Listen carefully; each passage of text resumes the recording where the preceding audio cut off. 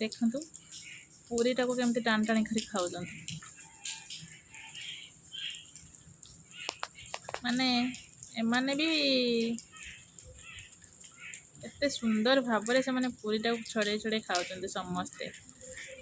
ଏଠି ଗୁଣ୍ଡୁଚି ମୂଷା, ଏଠି ଏତିକି ପକ୍ଷୀ, କେତେ ଖୁସି ଲାଗିଲା। ମୁଁ କହିଲି ଗୋଟେ ପୁରୀ ଅଧିକା ଯେ କ'ଣ କରିବି, ଖାଇବା ମୁଁ କେବେ ନଷ୍ଟ କରେନି।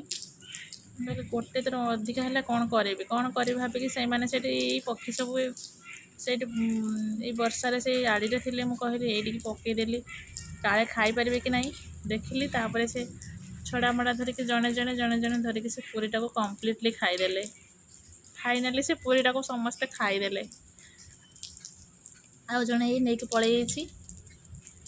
ଏଇ ସେଇ ଆଡ଼ିରେ ଏଇ ଗଲା ଉଡ଼ିକି।